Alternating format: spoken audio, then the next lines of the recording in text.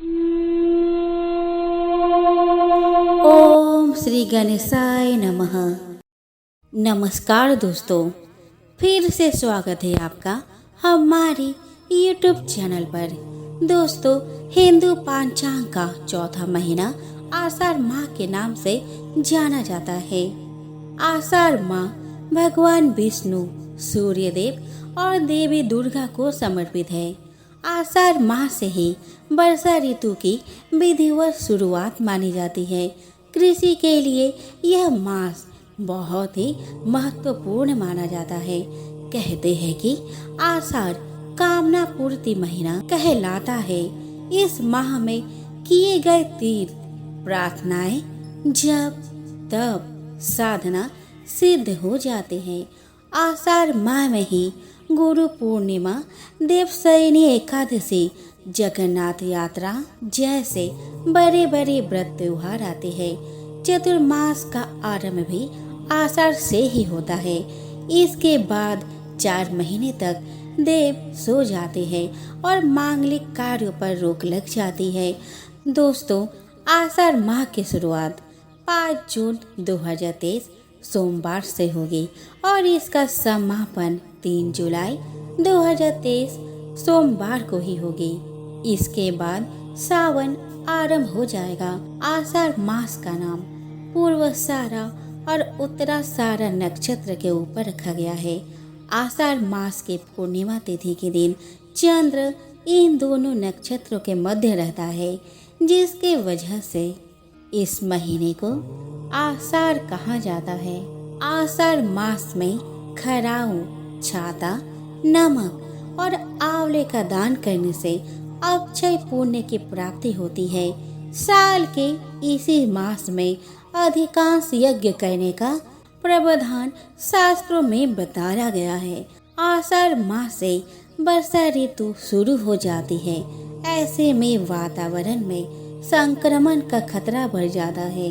यही वजह है कि इस महीने में हवन करने से हानिकारक कीट पतंगों का नाश होता है। इस महीने में गुरु पूर्णिमा पर गुरु की उपासना से जीवन में सुख और समृद्धि का आगमन होता है। साथ ही तंत्र और शक्ति के लिए गुप्त नवरात्रि में देवी की उपासना शुभ फलदायी मानी जाती है। आषाढ़ माह में सूर्य और मंगल की पूजा से ऊर्जा का स्तर बेहतर होता है। दोस्तों, आज मैं आपको सुनाने वाली हूँ आषाढ़ मास के 5 पुण्य फल देने वाली कथाएं, जिसके सुनने से आपकी हर मनोरथ जरूर पूर्ण होगी। तो एक समय की बात है, किसी गांव में मंगला नाम का एक किसान रहता था। वो खेती बाड़ी से अपना घर चलाता था। भाग्यवश जब भी उसे कोई संतान होती तो उसकी अकाल मृत्यु हो जाती। इस तरह मंगला के 6 बच्चे काल का ग्रास बन गए। इस दुख से मंगला और उसकी पत्नी बहुत दुखी रहते थे। एक समय ऐसा आया जब मंगला के घर में बंधे पशुओं ने भी दूध देना बंद कर दिया तथा खेतों में फसल भी नाम मात्र को रह गई। अपने ऊपर आते एक के बाद एक संकट से वो दोनों बहुत चिंता में रहने लगे। मंगला ने देखा कि खेत में स्थित पीपल का पेड़ सूखने लगा है। फिर एक दिन वह दोनों पति पत्नी पीपल के उस पेड़ के नीचे बैठे अपने ऊपर आए दुख और संकट की बातें कर रहे थे। बात करते करते वह जोर जोर से रोने लगे। उनके रोने की आवाज वहां से गुजर रहे एक महात्मा के कानों में पड़ी। महात्मा ने सोचा, ऐसी कौन सी आपदा है जो यह दोनों एक साथ रो रहे हैं। वह महात्मा पीपल के वृक्ष के नीचे बैठे किसान और उसके पत्नी के पास पहुँचे। महात्मा को देखकर दोनों ने उन्हें प्रणाम किया। महात्मा के पूछने पर मंगला ने उन्हें अपनी आप बीती सुना दी। वह बोला, कई वर्षों से हम संतान का दुख झेल रहे हैं और अब अपने पशु और खेतों में लगे वृक्षों का दुख झेलना हमारे बस की बात नहीं है। उनकी ऐसी दशा देखकर महात्मा बोले, तुम किसी प्रकार की चिंता मत करो। तुम्हारे खेत में लगा यह पीपल का वृक्ष तुम्हारे सभी दुखों का नाश करेगा।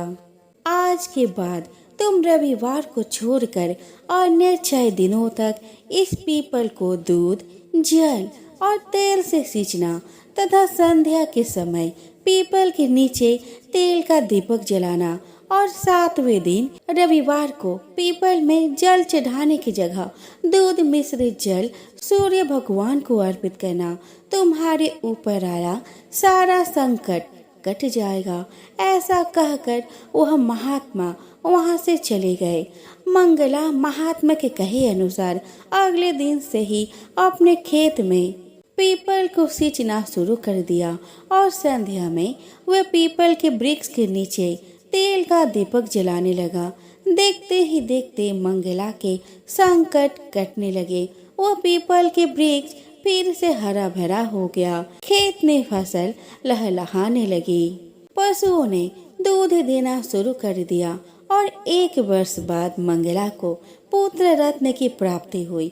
दोनों पति पत्नी खुशी खुशी अपने पुत्र के साथ रहने लगे। उनके घर की दरिद्रता दूर हो गई। एक दिन मंगला को फिर से उन महात्मा के दर्शन हुए। मंगला और उसके पत्नी ने पुत्र सहित महात्मा का प्रणाम किया और कहा कि प्रभु, आपके आशीर्वाद से हमें संतान सहित सर्वस्व सुख प्राप्त हुआ है। महात्मा बोले कि यह मेरा आशीर्वाद नहीं बल्कि तुम्हारे पितृ पूर्वजों का आशीर्वाद है, जिनका दोष तुम्हें लगा हुआ था। पितरों को खुश रखना या उनकी शांति के लिए पीपल की पूजा सर्वोपरि बताई गई है। इसीलिए हर मनुष्य को पितरों के शांति के लिए पीपल में जल अवश्य अर्पित करना चाहिए। ऐसे करने से पितृ प्रसन्न रहते हैं और घर में हर तरह की खुशहाली बनी रहती है। धरती माता की कहानी। एक ब्राह्मणी थी। वह बहुत धार्मिक महिला थी। सभी ग्रामवासी उसका बहुत सम्मान करते थे। कोई भी उसके शरण में आता तो वह सबकी मदद करती थी। मन ही मन भगवान का स्मरण किया करती थी। भगवान की सेवा, पूजा और जरूरतमंदों की सेवा ही उसका परम धर्म था। एक दिन ब्राह्मणी मरकर भगवान के घर गई। वहां जाकर बोली, मुझे बैकुंठ का रास्ता बता दो। स्वर्ग से एक दूत आया और बोला, ब्राह्मणी, आपको क्या चाहिए? वो बोली, मुझे बैकुंठ का रास्ता बता दो। आगे आगे दूत और पीछे ब्राह्मणी मंदिर तक गए। ब्राह्मणी बहुत धार्मिक महिला थी। उसने बहुत दान पुण्य कर रखा था। उसे विश्वास था कि उसके लिए बैकुंठ का रास्ता अवश्य खुल जाएगा। ब्राह्मणी ने वहां जाकर देखा। वहां बड़ा सा मंदिर, सोने का सिंहासन, हीरे मोती से जड़ित छतरी थी। चित्रगुप्त जी न्याय सभा में बड़े साक्षात इंद्र के समान शोभा पा रहे थे और न्याय नीति से अपना राज्य संभाल रहे थे। यमराज जी सबको कर्म अनुसार दंड दे रहे थे। ब्राह्मणी ने जाकर प्रणाम किया और बोली, मुझे बैकुंठ जाना है। चित्रगुप्त ने लेखा सुनाया और कहा कि ब्राह्मणी, तुमने सब धर्म किए परंतु धरती माता की कहानी नहीं सुनी, इसीलिए तुम्हारे सिर पर धरती माता का कर्ज है। बैकुंठ में कैसे जाओगी? ब्राह्मणी बोली, धरती माता की कहानी के क्या नियम है? चित्रगुप्त जी बोले, कोई 1 साल, कोई 6 महीने, कोई 7 दिन ही सुने, पर धरती माता की कहानी अवश्य सुने, फिर उसका उद्यापन कर दे। चित्रगुप्त जी ने कहा कि कोई 1 साल, कोई 6 महीने, कोई 7 दिन ही सुने, पर धरती माता की कहानी अवश्य सुने, फिर उसका उद्यापन कर दे। धरती माता की कहानी सुनने से जाने अनजाने किए गए पाप कर्म को धरती माता हर लेती है। स्वर्ग लोक में धर्म को ही स्थान प्राप्त है। यहाँ पाप के लिए कोई जगह नहीं है। धरती माता की कहानी पीपल के पेड़ के नीचे बैठकर सुननी चाहिए। यह बात सुनकर ब्राह्मणी ने प्रार्थना की कि मुझे 7 दिन वापस पृथ्वी लोक पर जाने दो। मैं कहानी सुनकर वापस आ जाऊंगी। चित्रगुप्त जी ने इसका लेखा जोखा देखकर 7 दिन के लिए पृथ्वी पर भेज दिया।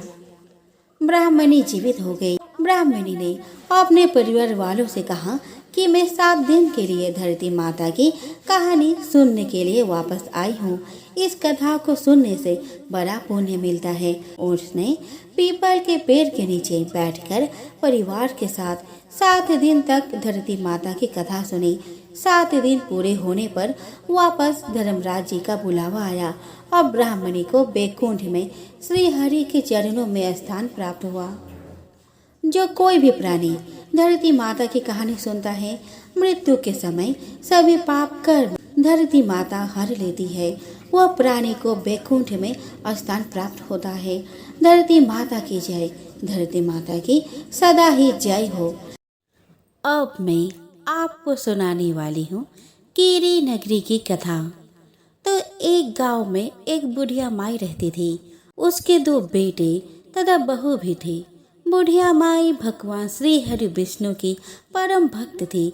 अपना जीवन दान पुण्य और धर्म कार्यों में लगाती थी, परंतु बुढ़िया माई कभी भी मंदिर और सत्संग में और तीर्थ स्थानों पर नहीं जाती थी। एक बार गांव में भगवत गीता हो रही थी। बेटे ने माँ से कहा कि माँ, आप सारा दिन घर में रहती हो, आप मंदिर में भागवत कथा सुनने क्यों नहीं जाती? बुढ़िया माई ने बेटे का मन रखने के लिए कह दिया कि आज जाऊंगी, परंतु वह नहीं गई। ऐसा करते करते 6 दिन निकल गए। बुढ़िया माई के बेटे ने कहा कि माँ, आज अंतिम दिन है, आज तो कथा सुनने आपको जाना ही पड़ेगा। सारा दिन घर का काम करके बुढ़िया माई ने जाते जाते इतना देर कर दी कि अंतिम दिन की भागवत कथा भी समाप्त हो गई। भगवान श्री हरि विष्णु सन्यासी का रूप धारण करके बुढ़िया माई के पास आए और बोले कि बुढ़िया माई, तुम कहाँ जा रही हो? बुढ़िया माई ने कहा कि मैं भागवत कथा सुनने जा रही हूँ। तब सन्यासी रूपधारी भगवान श्री हरि विष्णु ने कहा कि अब इतनी देर से क्यों जा रही हो? वहाँ तो अब कथा समाप्त हो गई, अब वहाँ जाकर क्या करोगी? बुढ़िया माई ने कहा कि अब घर से निकली हूँ तो जाकर ही आऊंगी। तब सन्यासी रूपधारी भगवान श्री विष्णु ने कहा कि अब कथा समाप्त हो गई है, भक्त लोग भी अपने घर चले गए, अब तुम वहाँ से क्या लाओगी? तो बुढ़िया माई बोली, कुछ नहीं, तो मैं वहाँ से एक ईंट ही उठा लाऊंगी। तो सन्यासी रूपधारी भगवान श्री हरि विष्णु बोले, तुम वहाँ से मिट्टी की ईंट लाओगे, उसके बदले में मैं तुम्हें एक सोने की ईंट दे देता हूँ। बुढ़िया माई ने ईंट ले ली और घर के तरफ चल पड़ी और विचार करने लगी कि यदि यह ईंट मैं घर लेकर जाऊंगी तो बेटे बहू आपस में झगड़ने लगेंगे। इसीलिए घर के आंगन में बाहर ही बुढ़िया माई ने वह ईंट जमीन में गाड़ दी। परंतु अब बुढ़िया माई का ध्यान उस ईंट पर ही रहने लगी। खाते पीते घर के काम करते सदैव बुढ़िया माई अपना ध्यान उस सोने के ईंट पर लगाए रखती थी। बेटे बहू ने पूछा कि माँ, पूरे दिन घर के आंगन में क्या करती रहती हो? तो बुढ़िया माई ने कहा कि मैं आने जाने वाले को देखा करती हूँ। एक दिन बुढ़िया माई मर गई। यमराज के दूत बुढ़िया माई को लेकर धर्मराज जी के पास पहुँचे। धर्मराज जी को सारी बात बतलाई। धर्मराज जी ने बुढ़िया माई को कुतिया की योनि दे दी और कुतिया उसी पेड़ के नीचे बैठी रहती। बुढ़िया माई की बहू ने कहा कि इस कुतिया को यहाँ से भगाओ, नहीं तो यह बच्ची को काट जाएगी। तो उसके बेटे ने उसके पीठ पर एक लकड़ी मारी और बुढ़िया माई मर गई। उसके बाद बुढ़िया माई को सर्प की योनि मिली। आंगन में सर्प को देखकर बेटे बहू ने किसी को काट ना दे इसी के डर से मार दिया। फिर बुढ़िया माई मरकर धर्मराज जी के पास पहुंची। बुढ़िया माई कीरी का रूप धारण करके उस जंगल में कीरी नगरी बना लिया। आंगन में कीरी नगरी हो गया। घर वाले बहुत परेशान हुए। घर वाले भोजन भी नहीं बना रहे थे और मन ही मन विष्णु जी का स्मरण करने लगे। तब भगवान श्री हरि विष्णु सन्यासी का रूप धारण कर उनके पास आए और बोले कि कुछ खाने को दे दो। तो घर वालों ने कहा कि महाराज, हमारे यहाँ खाने को तो कुछ भी नहीं बना, क्योंकि हमारे घर में कीरी नगरी हो गया है। आप ही इसका उपाय बतलाइए। तब महाराज जी ने आंगन में गड़ा हुआ सोने की ईंट निकाली और दोनों बेटे को दे दी और कहा कि तुम्हारी माँ के नाम से दान पुण्य करना, धर्मशाला बनवाना, स्कूल बनवाना, प्यायु लगवाना, गौशाला में गाय के चारे की व्यवस्था करना। परंतु दोनों बेटे आपस में झगड़ने लगे कि तू दान कर, कि तू दान कर। किसी ने बुढ़िया माई के नाम से कोई दान नहीं किया और कीरी नगरी वहां उसी स्वरूप में स्थापित रहा। कुछ दिन बाद सन्यासी वापस आया और बुढ़िया माई के बेटे ने भगवान स्वरूप सन्यासी महाराज से कहा कि हमारे घर की हालत वैसी की वैसी ही है, कीरी नगरी तो वैसा का वैसा ही है। तब साधु रूपधारी सन्यासी महाराज ने कहा कि वह सोने के ईंट के टुकड़े लाओ और उन्हें बेचकर उनसे जो भी धन मिले उसे तुम्हारी माँ के नाम से दान पुण्य करो। इस कीरी नगरा पर शक्कर और आटा डालो। तुम ऐसा करोगे तो तुम्हारी माँ को मोक्ष प्राप्त होगी। सन्यासी महाराज के कहे अनुसार बुढ़िया के बेटे ने वैसा ही किया, जिसके फल स्वरूप उनके घर से कीरी नगरी चला गया। तो दोस्तों, जो व्यक्ति प्रतिदिन कीरी नगरी पर आटा और शक्कर डालता है वह सदैव धनवान रहता है और सुख शांति से जीवन यापन करता है। उसके घर में कभी भी कोई कष्ट नहीं आता। उसका जीवन सदा आनंद से व्यतीत होता है। उसके परिवारजन उसे अत्यधिक स्नेह प्रदान करते हैं।